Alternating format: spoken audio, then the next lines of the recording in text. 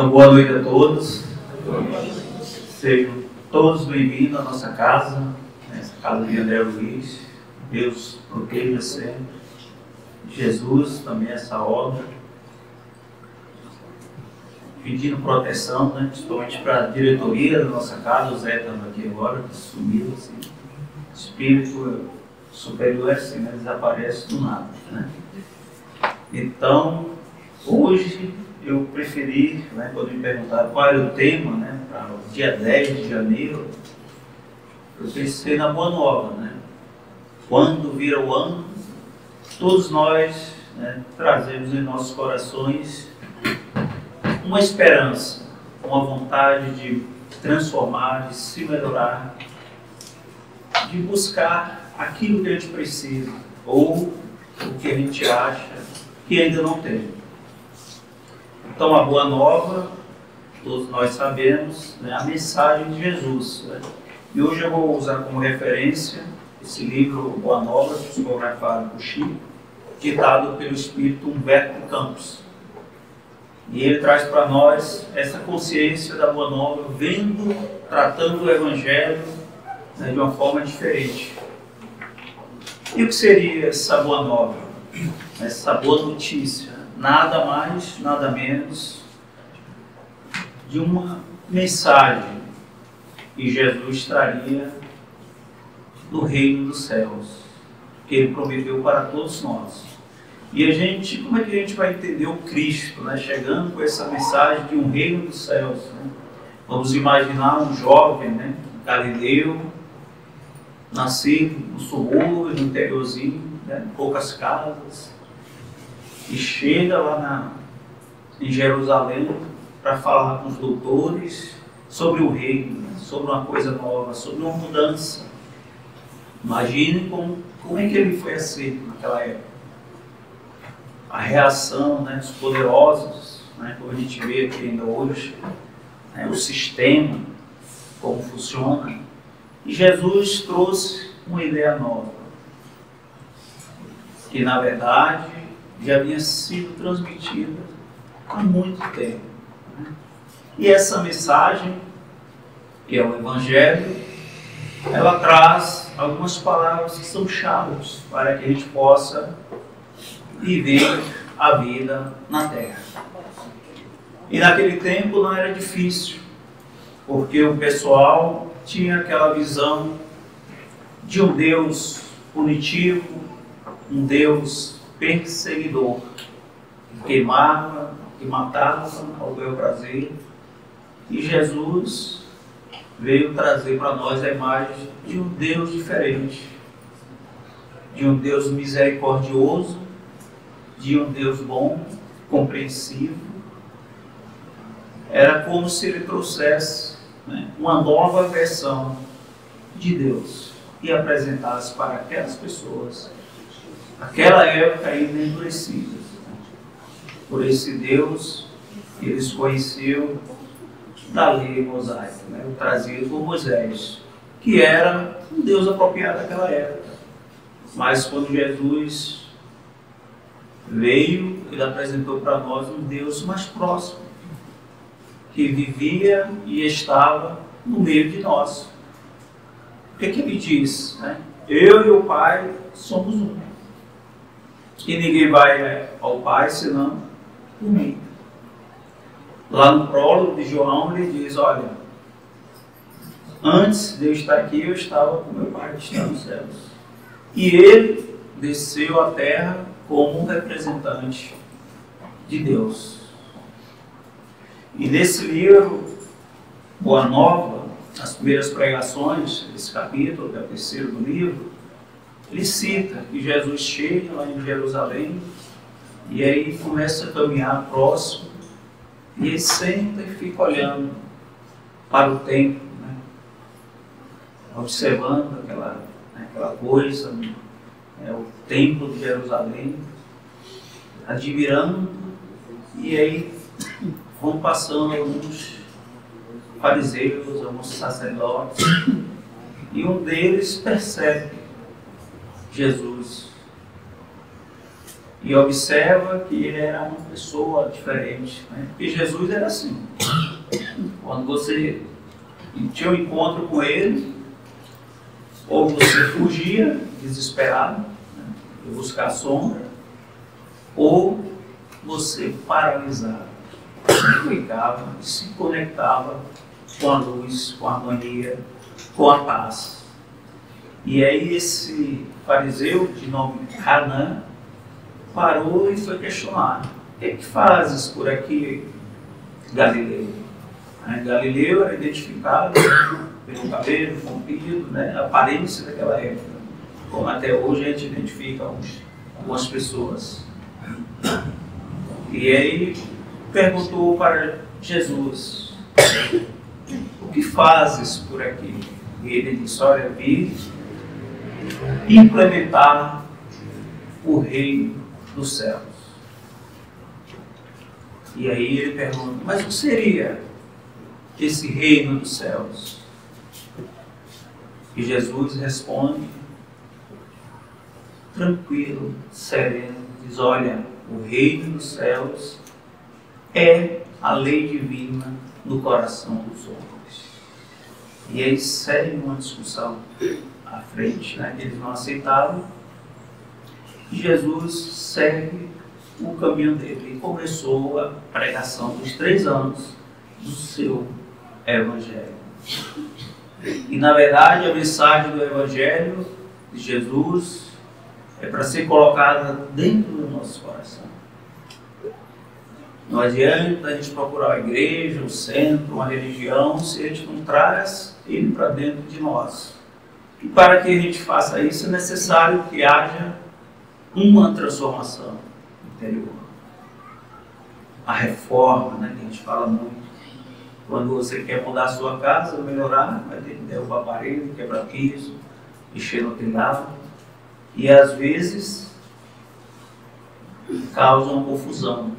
E para nós, quando a gente vai mudar a nós mesmos, ainda é muito mais difícil. E a visão do Evangelho era essa transformação íntima, essa consciência de Deus. E Deus é o quê? Bondade. Deus é amor. E nós somos o quê? Filhos e criados por Ele. Então, quando Jesus apresentou essa doutrina inclusiva, que não tinha separação, não tinha divisão, como era pregado anteriormente. Diz: olha, o Pai ama todos. Todos são filhos de Deus, filhos amados de Deus. E aí começou a aproximar pessoas, a segui-los, e assim começou a jornada de Jesus. E não é fácil, porque mudar aquele sistema daquele tempo, aquela doutrina de perseguição, não foi fácil naquela época. Mas Jesus buscou aqueles, né, que queriam ouvir. E como é que Jesus começou as pregações? Quem ele buscava? E foi que recebeu com mais facilidade essa mensagem. Quem ouviu, quem seguiu, quem o acompanhou, foram poucos. Porque existia, né, tanto que ele citou algumas parábolas, né, algumas passagens que contam realmente isso. Que até a gente estranha: olha, quem me seguir, abandone seu pai e sua mãe. E as pessoas olhavam assim e achavam muito estranho. Por quê? Porque a própria religião da época, os próprios fariseus, que eram os líderes religiosos da época, os sacerdotes, os saduceus, eles pregavam mais especificamente buscando um reino que era implementado na terra. Um reino material, físico. E Jesus disse: não, meu reino não é deste mundo. Está muito além daqui. É tanto que Nicodemos, e aí quase todo mundo conhece essa passagem, chamou Jesus em particular para conversar sobre esse reino. E aí, durante o diálogo, ele já tinha uma compreensão diferente dos outros. E Jesus disse para ele: olha, se você não compreende, né, o que é da terra, do mundo, imagine quando eu te falar do reino do céu. Né? Por quê? Porque tinha a ver com a vida espiritual, a vida eterna, um mundo espiritual. E naquela época não havia essa compreensão, embora os judeus aceitassem e pregassem a reencarnação. Mas era difícil, porque eles queriam algo mais próximo, mais ligado à terra. E naquela época foi difícil, até para com os próprios discípulos. Né? Tem um questionamento mesmo que Levi faz, né, Mateus, para Jesus, e diz assim: olha, mas como é, mestre, que a gente vai implementar o reino dos céus, né, com os aleijados, né, com esses sofredores, os leprosos, né? Quem é? Como é que vai crescer esse reino? Você ter alguém de poder, de força, né? Jesus diz: olha, vocês não estão entendendo. O meu reino não é daqui para fora, é daqui para dentro. É a transformação. E estes, que são os deserdados da terra, eles estão mais em condições de absorver a mensagem de Jesus. E não é assim? Quando é que muitas vezes a gente desperta para a religiosidade, para a espiritualidade? Quando a gente está doente, quando a gente está sofrendo com alguma dificuldade, perdeu algo, perdeu alguém, uma pessoa querida, a gente está mais vulnerável, e aí a gente busca a proteção. Jesus fez muito isso. Quando ele pregava, que era muito questionado, tudo, ele, ó, estou indo embora, e seguiu também. Mas aqueles que já estavam precisando, que eram os deserdados, os abandonados, né? E ainda hoje a gente tem, ainda hoje a gente vive, ainda hoje a gente convive com tudo isso, porque ainda não é o momento. Eles aceitaram, e Jesus começou, né, nas suas caminhadas, a curá-los, a dar luz aos olhos, a dar as pernas aos aleijados. E aí começou a disseminar. E Jesus, quando foi questionado sobre isso pelo Levi, aí é que ele vai citar as bem-aventuranças lá no monte. E aí o que é que ele fala? Reuniu aquele monte de pessoas, muita gente. Uma vez o próprio Divaldo Franco, ele comentou que Jesus naquela época, ele subia no monte, na rua, pregava, em qualquer lugar, não tinha microfone, né? Não tinha caixa de som, não tinha nada. Ele falava às vezes para muitas pessoas, e às vezes distantes uma da outra. Todos ouviam a mensagem. Será por quê? Todos ouviam, né? O magnetismo, né? A força que Jesus tinha, que alcançava a todos. Então, quando Jesus reunia aquelas pessoas, todos ficavam naquela sintonia, naquele espírito superior, aquele espírito puro. E ele falava direto: bem-aventurados os que choram, que serão consolados. Bem-aventurados os famintos, que serão saciados. E quem são os que choram? Quem são os que sofrem? E a gente precisa compreender que a gente vive em um mundo de expiação e prova. E é tanto que Kardec, lá no Livro dos Espíritos, lá pela questão 920, e na sequência, ele pergunta: olha, tem condição de a gente alcançar a felicidade na Terra? E os espíritos superiores respondem: não. Por quê? Porque nós somos ainda espíritos inferiores, ignorantes. Então a felicidade real não há condição nenhuma. Por quê? Porque aqui a gente está na terra para expiar ou provar. Né? O que seria isso? Expiar ou provar, né? Que a gente conhece expiação e provação, né? O que são? Né? A gente é criado simples e ignorante, né? Simples por ter unidade, ser único, ignorante por não conhecer a lei. E Deus nos dá a vida e a oportunidade para a gente vivenciar usando o nosso livre-arbítrio, usando a nossa vontade. E aí a gente vai nascendo, renascendo, voltando para a terra e exercitando. Quando a gente se afasta da lei, comete erros, faz mal ao próximo, a gente vai fazer o quê? Resgatar. Ou pela expiação, ou pela prova.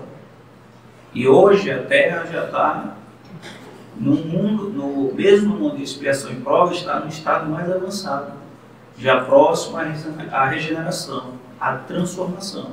Então a maioria de nós está provando, mais do que expiando. Então, quando a prova é mais dolorosa, que às vezes causa uma dor muito grande, e às vezes vem uma limitação física e mental, ou as duas, é expiação. E a prova, ela já está mais serena, muitas vezes é até moral. E assim a gente vai vivenciando. Então Jesus falava para aquelas pessoas, olha, felizes vocês que já estão se reconciliando com a lei. Porque a prova é isso. Não existe ninguém que venha à terra e passe a vida totalmente feliz ou totalmente feliz. Não existe. Porque o mundo de expiação e prova, ele oscila. A gente vai passar por dificuldade, provações, dores, doenças, perdas. Faz parte da vida. Mas todos nós aqui trazemos a receita da redenção, da transformação. Quando nós estivemos lá no mundo espiritual, planejando a nossa reencarnação, a gente sabia, a gente tinha conhecimento de todas essas provas e essas expiações. E a gente aceitou. E ela foi apropriada à nossa capacidade. E hoje, muitas vezes, a gente não aceita e se revolta. Aí é muito pior. E às vezes a gente planeja uma dificuldade na nossa vida e ao chegar aqui na Terra, reclama, põe a culpa de Deus, põe a culpa na esposa, no esposo, no companheiro, na companheira, no vizinho, no pai, na mãe. E não. E nessas questões ele diz, olha, o único que pode ser culpado pela felicidade ou infelicidade somos nós mesmos, pelas nossas ações e pelos nossos atos. Então eu sou o obreiro da minha própria felicidade ou da minha infelicidade. E aí Jesus, nas bem-aventuranças, foi colocando, olha, todos são filhos amados de Deus. E confie, tenha fé, tenha esperança, porque tudo, né, quando com esforço, com busca, todos nós alcançaremos esse reino dos céus. Que na verdade é uma felicidade que ainda a gente pode ter aqui na Terra, ainda mais uma felicidade relativa. O que muitas vezes para mim é infelicidade, para outro é felicidade, vai depender do grau de evolução de cada espírito, de cada ser. Uma vez, o Chico Xavier tinha um vizinho dele que era viúvo, tinha 3 ou 4 filhos para criar, trabalhava, vivia sozinho. E aí ele chamava o Chico, mas como é que pode, Chico? Eu com tanta dificuldade, com tanto sofrimento, né? Será que esse Deus é justo? Olha, meu vizinho ali na frente, todo dia um churrascando, um batidão, né? Uma festão, e eu aqui sofrendo. Como é que pode? Como é que pode acontecer isso?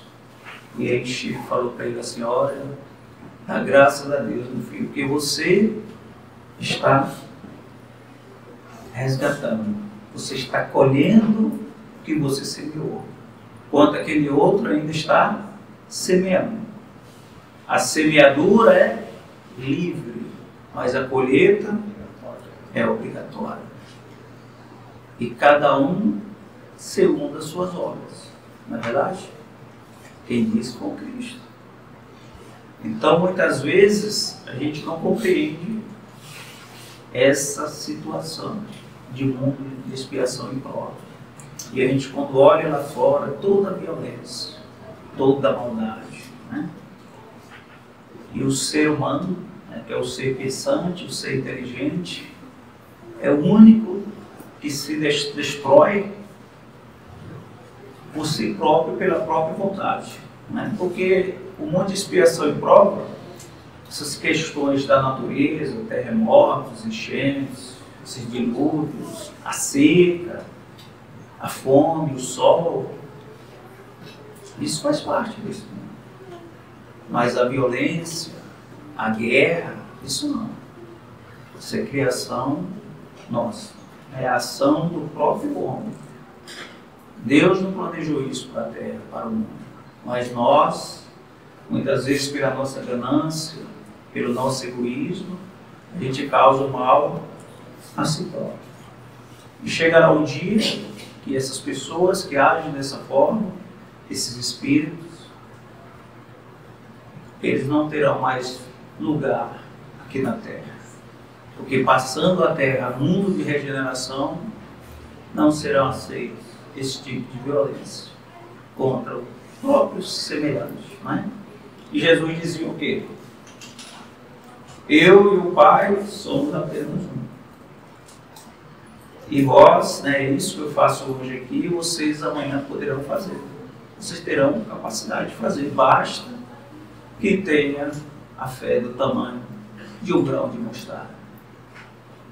Então a gente relacionando, né, essa lei que Jesus trouxe para a gente aqui na terra, né, eu e o outro nós somos iguais.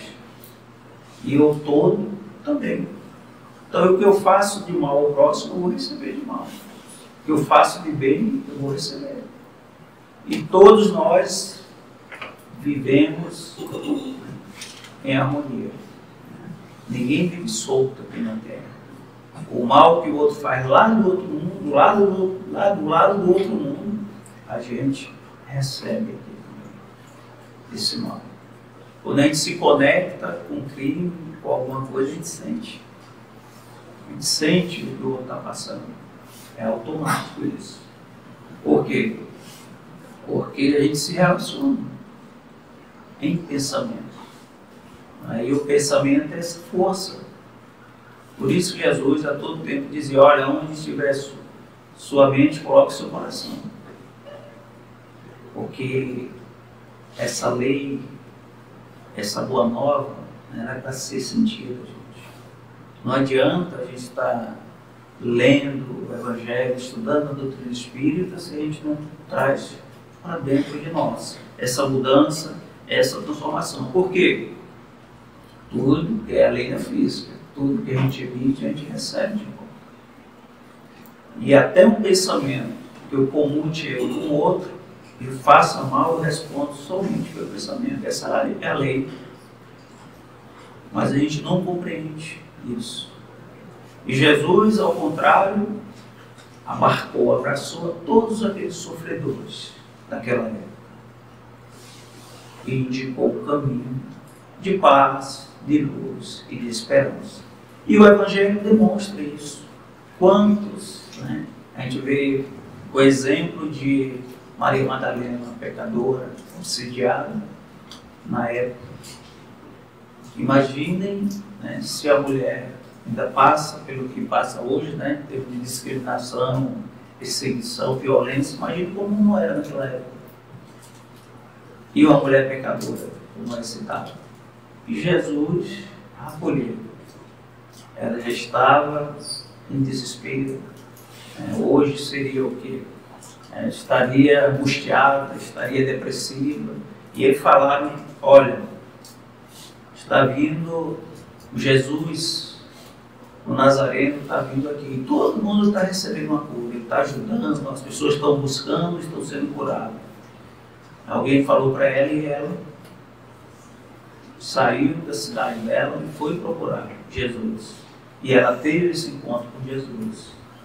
E quando ela ficou face a face com Jesus, ela percebeu que ele era um homem diferente daqueles que ela conhecia. E quando ela observou Jesus, Jesus olhou para ela como um pai. Olha para o filho que está sofrendo, ou a mãe. E ela, naquele desespero, naquela angústia, se jogou aos pés dele e disse: Mestre, eu entrego a minha vida a ti. E aí chorou, desabafou, desceu as lágrimas no fundo do coração dela. Porque, gente, para que a gente possa mudar, tem que ser do coração.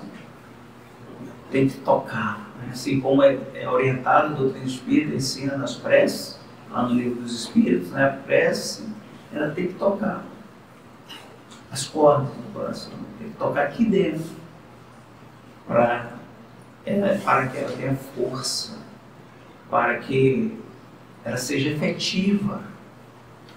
E Maria de Magdala chorou, Jesus inspirou, e ela disse: olha, mestre, eu entrego para ti a minha vida. E ele disse: Maria, não é a hora ainda.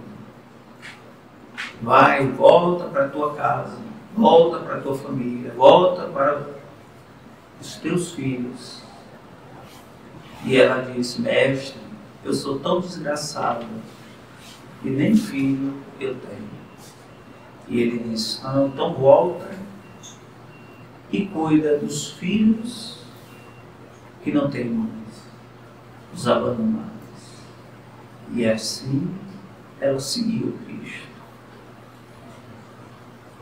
E seguiu meio que de lado, porque os apóstolos eram os primeiros e não aceitavam ela.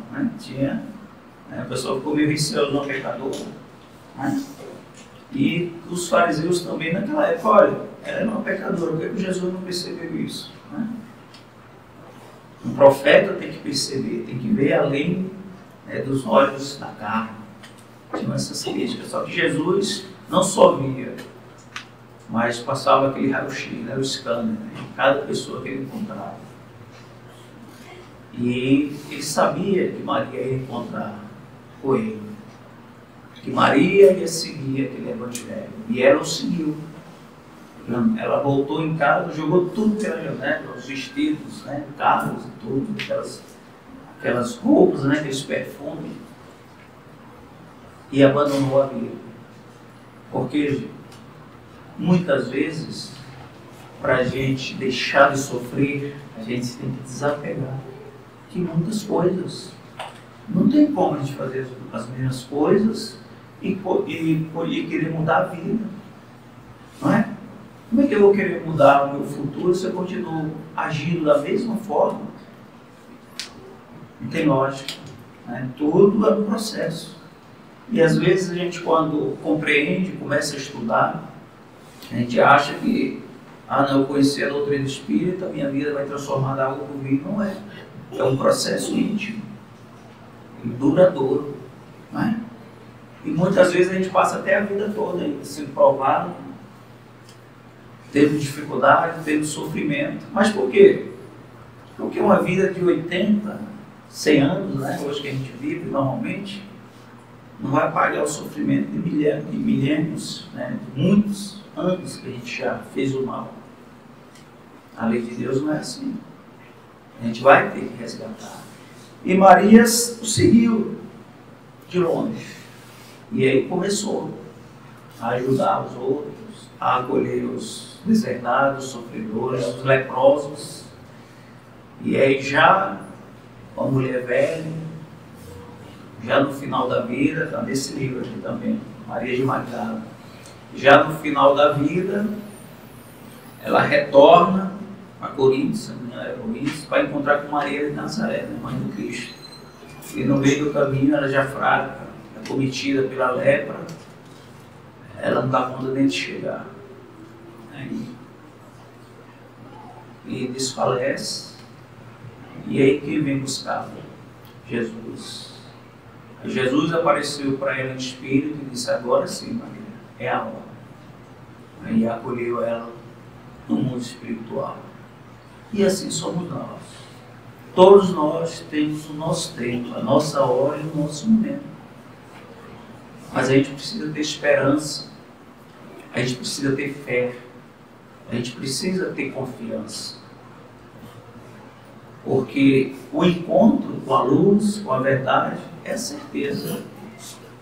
A incerteza é o que a gente busca, o que a gente vivencia, nos atos que a gente comete, muitas vezes equivocados da vida. Mas a gente precisa também saber que existe um processo para isso. E lá no livro O Céu e o Inferno, que faz parte da doutrina espírita, ele dá o processo como é. Primeiro, o arrependimento. Não é? E se a gente for lembrar, quando Jesus está se preparando para a pregação, João Batista, né, que era primo dele, saía pregando, o que é que ele dizia? Arrependei-vos, né, que ele está chegando, a luz está chegando. E foi até por isso que cortaram o pescoço dele. Né? Ele começou a apontar, espetar os grandes, né? E aí, olha, você é um pecador, você está fazendo isso. Então, o arrependimento é o que? A consciência do nosso erro.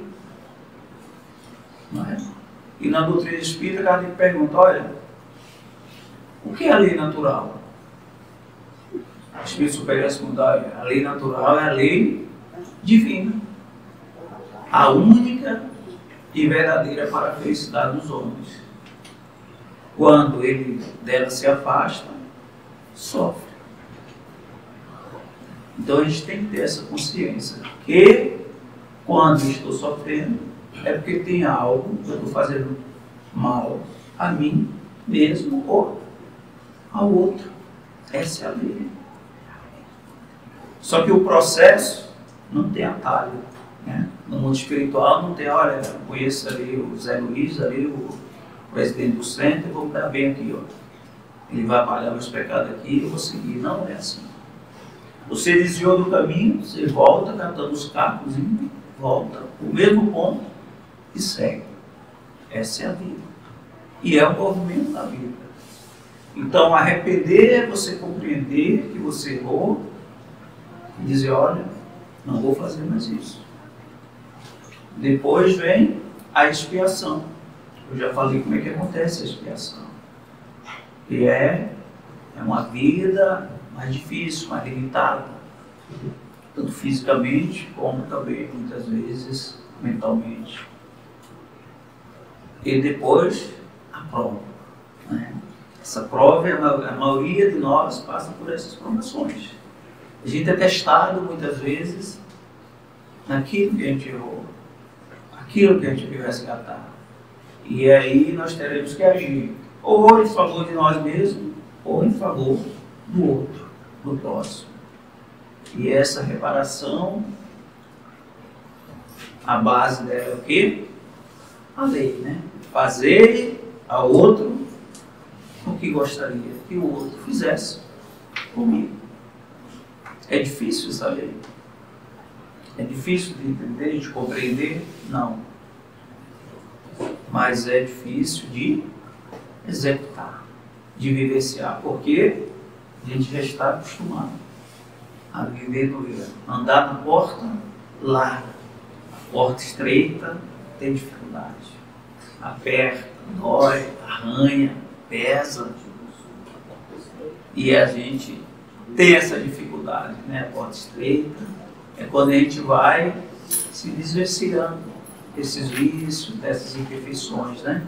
Que a maioria deles, né, no nosso nível evolutivo, é o egoísmo, o orgulho, a vaidade, e aos poucos a gente vai se melhorando, se transformando, mas também não é da água para o vinho, é aos poucos, lutando experienciando, exercitando e andando.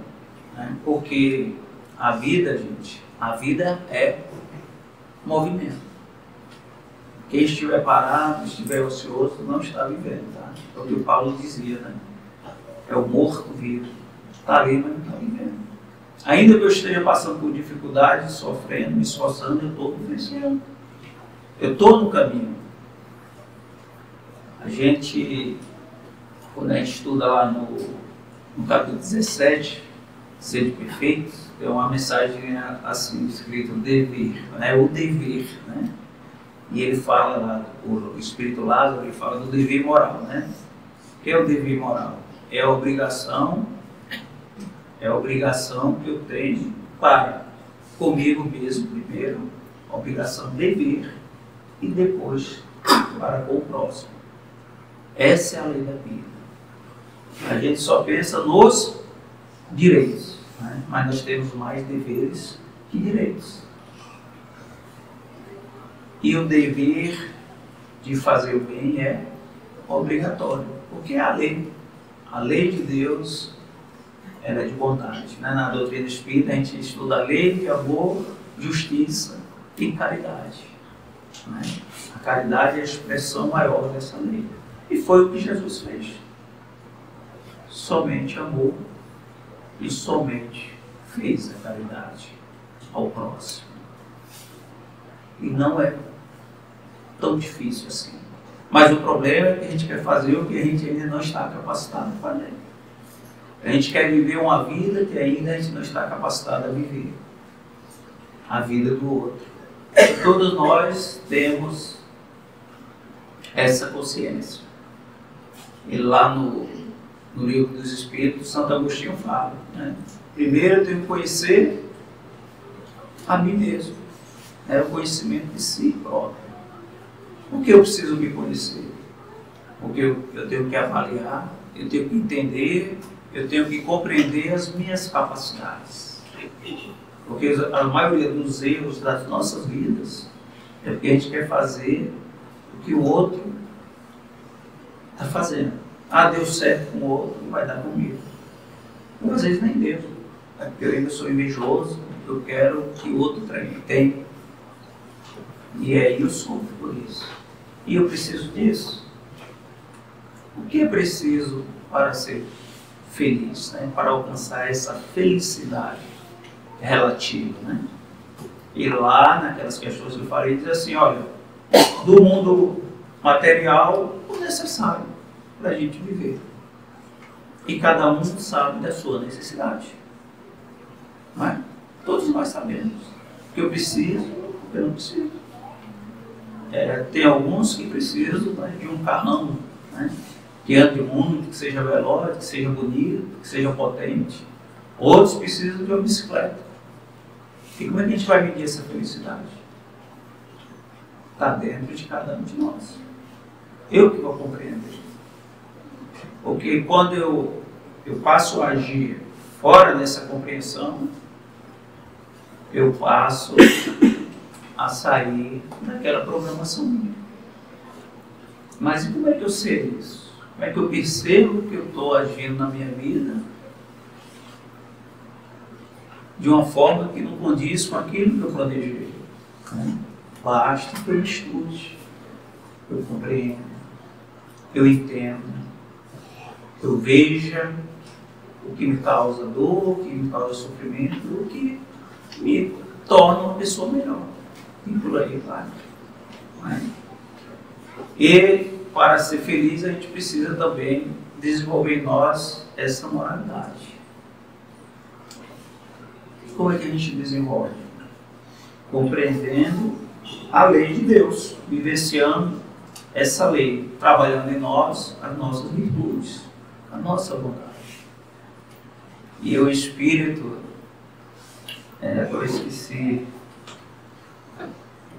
teu Espírito diz assim, olha, muitas vezes a caridade moral é somente a gente suportar o outro, ter tolerância com o outro. Já é caridade. Só isso, gente. Ouvir, muitas vezes. Somente isso. E tem pessoas que precisam ser ouvidas. Quantos a gente ouve falar?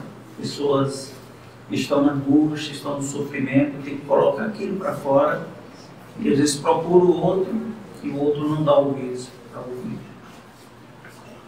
E aquela pessoa, às vezes, no momento de desilusão, vai e adquire a própria vida.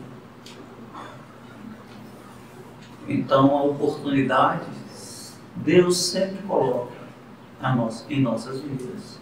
Mas a gente precisa estar conectado com isso. A gente precisa compreender, né, que é um dever nosso agir bem.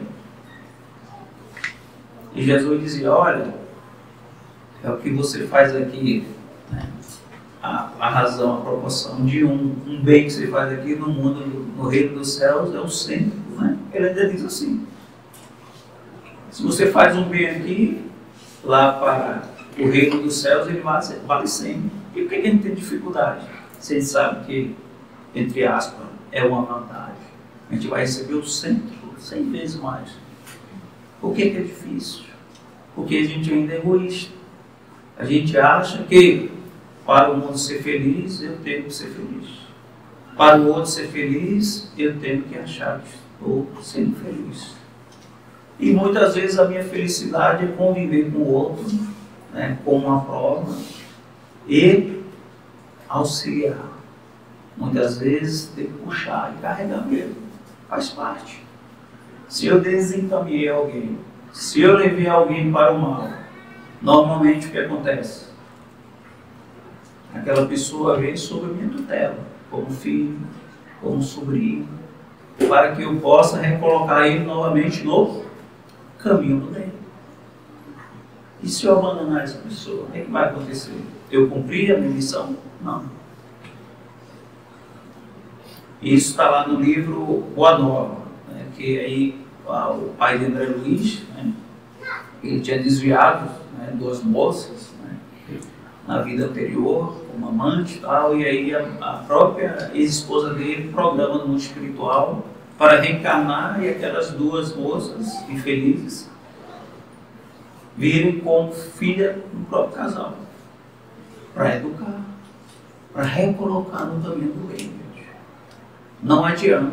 O mal que eu fiz, eu vou ter que reparar com o bem, com amor, com a caridade, com a paciência, com a tolerância, com a compreensão, com a aceitação, com o silêncio. Todos nós. Não existe alguém, né, com a exceção de Jesus, que foi o que passou por aqui, que era o Espírito puro, que não tenha tido essa dificuldade, passou por esses momentos, né? E essa lei, a gente às vezes imagina assim, olha, se não tivesse a Bíblia, né, se não tivesse o Evangelho, como é que a gente ia saber? Como é que a gente ia compreender essa lei? E esse Evangelho só chegou até nós desta forma por causa do apóstolo Paulo. O Paulo, que era o apóstolo dos gentios. Então ele saiu lá da Judéia, saiu do povo, né, lá dos judeus, e ele trouxe aqui para o Ocidente o Evangelho de Jesus. E para isso ele passou por umas dificuldades, né? Pedradas, né? Apanhou muito, e mesmo assim ele trouxe para nós. Mas independente disso, a lei de Deus ela está aqui, emanando no meio de nós. Foi quem falou. Eu falei lá no início, né? Deus está em nós. E Jesus foi a personificação de Deus aqui na Terra. É o maior exemplo que a gente tem, modelo, né, de pessoa, de espírito, para a gente seguir. A vida de Jesus é o exemplo de pureza, de modelagem para que cada um possa se espelhar. Mas Kardec pergunta, onde é que está escrito a lei de Deus? E a espiritualidade responde aonde? Na consciência. Ah, tá, na consciência. Eu sei que é aqui, né? Pensamento, consciência. Mas como é que eu acesso? Como é que eu vou acessar a minha consciência? Né? Ainda como espírito puro e imperfeito. Cada um de nós tem uma forma de buscar. Os espíritos falam que a maneira mais segura é pela intuição. Não é? Quando a gente tem alguma dificuldade na vida e do nada se surge uma ideia, olha, faça isso. Aí você diz, olha, chegou um pensamento aqui, eu pensei em alguma coisa, assim do nada, é o que é isso? Intuição. Muitas vezes você dormiu na emancipação da alma, se for lá e encontrou com o seu guardião, ele disse, olha, você está fazendo tudo errado. O que a gente combinou aqui? Ah, tá bom. Aí você vem com aquela leve impressão e diz, opa, tive uma ideia aqui, vamos, genial. Por que eu não pensei nisso antes? E é assim que a gente tem acesso. Os sonhos também. Às vezes Deus usa o outro, aquele mais próximo, como uma ferramenta, um meio para chegar até nós. Essas orientações, essas mensagens. Porque é difícil quando a gente está na diferença. Você pensar diferente, não é? Muito difícil. Mas tem outra ferramenta, que a doutrina ensina para a gente, que Jesus ensinou. E por sinal foi feita aqui hoje, né? Prece, né? Aquela prece, né? Começa assim, Pai nosso que está no céu, santificado seja o vosso nome. Venha a nós o vosso reino e seja feita a vossa vontade. Mas quando a gente está encarnado, a gente só quer a nossa vontade. E aí é que está o erro. Porque a vontade de Deus é o que é melhor para mim. É o que foi programado e planejado. E por que eu quero, muitas vezes, tirar ou não aceitar aquilo que foi o que eu pedi? Será que Deus iria agir contra a própria lei? Ele seria injusto. E se tem uma coisa que Deus não é, injusto. Então a gente tem que ter essa consciência. Ok? Então eu vi a hora ali, já passou um pouco. Não é? Então Jesus passou por tudo aquilo ali, gente, para trazer essa boa notícia do Evangelho. O solo que dá esperança, que dá fé. E ele foi incompreendido por todos, os da lei, os discípulos, muitas vezes, os poderosos, né, que achavam que Jesus ia tomar o poder dele. E não. E aí Jesus já está lá crucificado, né, já perto de esvair, né, a vida na terra. E os apóstolos tinham fugido e foram perseguidos. Mas ainda tinha Maria, João, que era muito jovem, próximo. E tinha junto a ele mais dois para serem crucificados, 2 ladrões. E um deles virou para Jesus e disse assim: Senhor, lembra-te de mim quando você estiver no teu reino. E Jesus olha para ele como um pai, né? Ainda hoje eu estarei lá. E que a gente tenha essa confiança. E tudo que a gente vivencia aqui é para o nosso crescimento, para a nossa transformação. E que não há injustiça nessa lei, nessa boa nova, nesse Evangelho. Mas a gente precisa muitas vezes tirar de dentro de nós, né, o lodo, a lama, para que seja transformado em luz. Porque a centelha está aqui dentro de nós. O grão de mostrar da fé, a força da fé está dentro de nós. Mas precisa que a gente trabalhe, burilhe, transforme, se modifique, para que um dia a gente possa ter esse encontro com a verdade e com a luz. E Jesus nos abençoe hoje e sempre.